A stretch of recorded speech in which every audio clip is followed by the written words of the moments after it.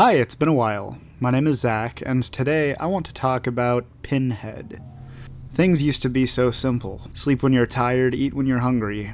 Long before mechanical clocks ticked away at our lives to dictate how to feel, we listened to our nature. It can be esoteric for us today to consider a life before precisely measured time, but for much of life, time was divided into quarter days and no further. And while we've lost something here, we've surely gained far more. Down to the minute, the second, I can plan alongside my peers over things big and small, but there's something upset within me by this unnatural external master. Horror movies used to be so simple. Michael Myers, Jason Voorhees, Freddy Krueger, Leatherface. The slashers of the 80s and before and after were prevalent for their wonderful villains and their dismembered victims. A slasher film is one with iconic antagonist and helpless hero who barely scrapes through with their luck and wit. Rarely do we remember these heroes. It's rare to have a Laurie Strode or an Ellen Ripley in your horror movie, especially in this big slasher era. I don't remember any of Jason's victims, and I wouldn't remember any of Freddy's if I didn't play Dead by Daylight. Well, I guess I couldn't forget Johnny Depp. Just after the slasher decade ended, the late 70s to the late 80s, we get another movie. And I'm old, but I'm not that old. I wasn't born yet.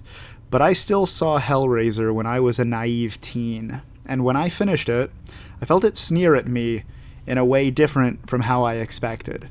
I fell in love with horror when I watched Halloween, but Hellraiser was my second date with the genre. And the names don't matter, but this is Frank Cotton. He's a debaucherer, a murderer, a monster in raw pursuit of physical pleasure, an animal who's grown far too comfortable in his human skin. He tracks down the Lamenting Configuration, a puzzle box said to access endless otherworldly pleasure. When he solves it, he's ripped apart into chunks by hooks. In life, Frank was mundanely cruel by trysting with Julia, who's married to his brother. Hellraiser is a film about Julia, a woman who transforms from being coldly apathetic to her stable life into someone openly relishing in violent murder. In her pursuit of the hedonism Frank offers, she sacrifices innocence and innocence. See what I did there? Her path is one of corruption. She and Frank are eventually stopped by Kirsty, Julia's stepdaughter. While Hellraiser is no slasher in any strict definition, it can feel at first at home among their form. It seems a pedestrian tale of helpless victim under whim of unstoppable man, barely surviving with her wit and luck. But what first convolutes this connection is that Hellraiser's antagonist is himself under the whim of a further, unstoppabler entity. The Cenobites, iconic in design, are incapable of distinguishing between pain and pleasure. And at first this seems a little facile, but I promise it's interesting. Before, we told a simple story of corruption. Your pursuit of physical pleasure is gross and bad, and it will lead you to suffering. But the Cenobites complicate this. See, horror is a bit in tension with itself. What kind of person must you be, audience member, Brian, you watching this, that you relish in the fantasy of horror? See, you watch this gore, this disgust, this pain and misery. Why? Are you gross and bad, Brian? No, says Hellraiser. There is no difference between the disgusting and the beautiful. You experience pain and pleasure together. The horror of the horror movie is at once disturbing and revelrous, exciting, and fun. We can move past the obvious black leather of their attire, their piercings, their scarring.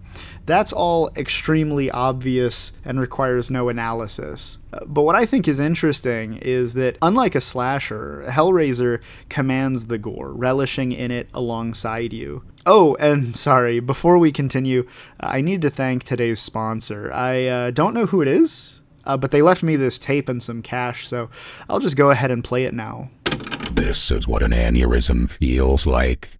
This is what an aneurysm feels like.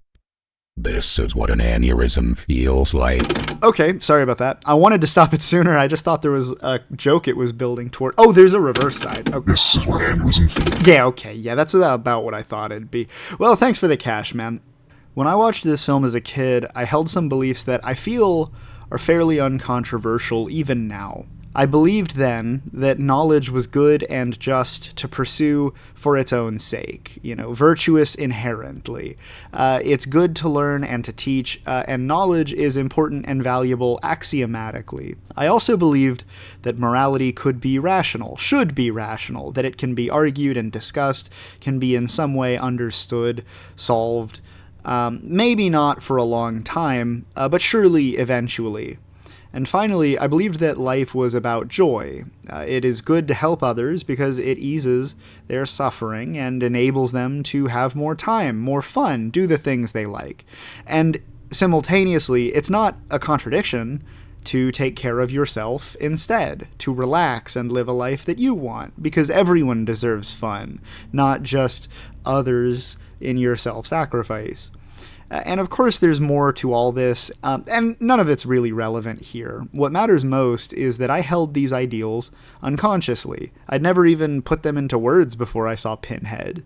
See, I supported hedonism, the value of joy. I didn't know the word for it then, as a moral framework, but that's what I believed, in fun and pleasure for myself and others. And I also believed in rationality, in the value of knowledge, of discourse and consideration, and I was hopeful for an answer to questions about life. And Hellraiser laughed at me.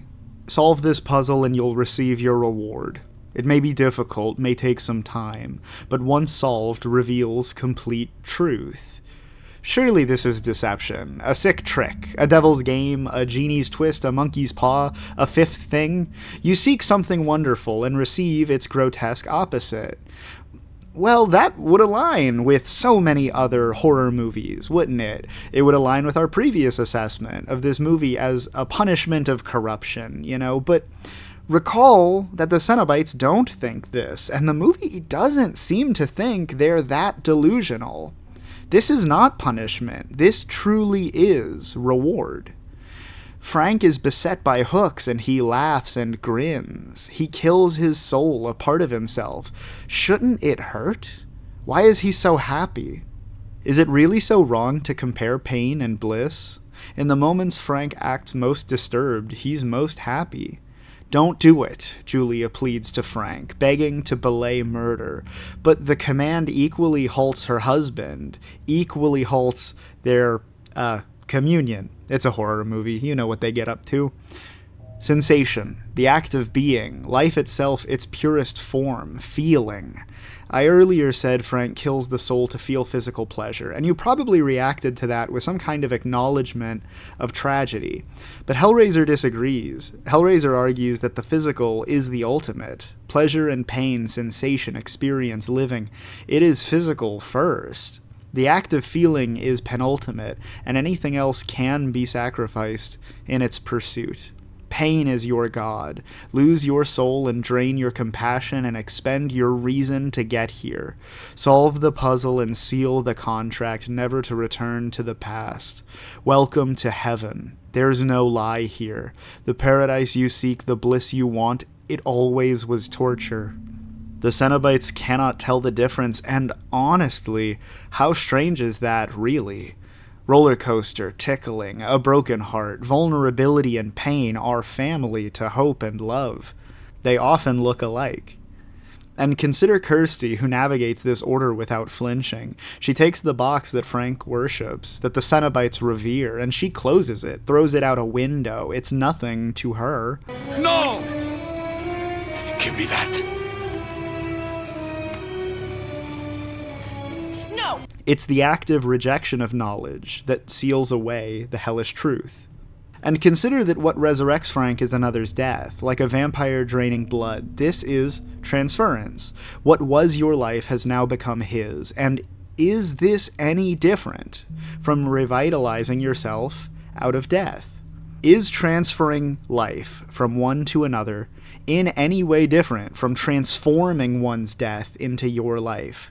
If you think hard enough, one day you'll understand right and wrong, and you'll find paradise.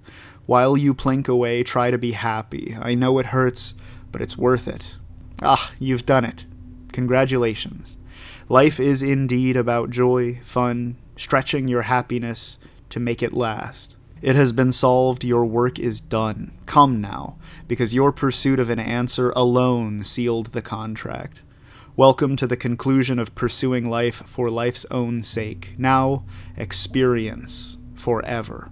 How bitterly ironic and delightfully upsetting. To fight so hard, so earnestly for something good, only to find the truth to be vulnerable and wrong, painful, indistinguishable from joy.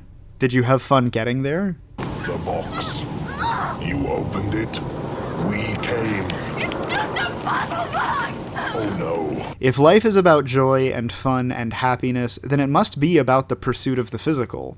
Happiness is something your body and mind experience. It's not of the soul. It doesn't seem very cosmic. And so its pursuit is an acceptance of the sensory, to relax after a long day staring out over idyllic sunset. This is hedonism, peace of the body. Many religions identify that the physical is to be rejected. Buddhism identifies the three poisons of delusion, greed, and hatred, physical things that drive us toward craving. Buddhism is all about the identification of life so that you can escape its vicious cycle of pain. Nirvana is the enlightenment above and beyond this endless karmic agony. Life is pain. Buddhism seeks to end pain by ending your reincarnations of life. And Hellraiser agrees with the premise. Life is pain.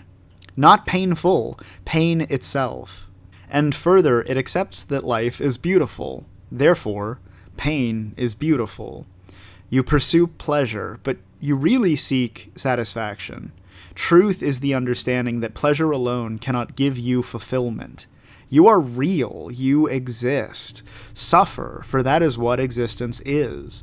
This is what is, and all that is, ever all. Can you even bear the thought? Isn't that such a terrible thing to find? So terrible, you have to laugh at it. Otherwise you'd cry. Could someone tell from your tears alone their source? Oh, no tears, please. It's a waste of good suffering. Thanks for watching. Consider subscribing or something. I'll see you later.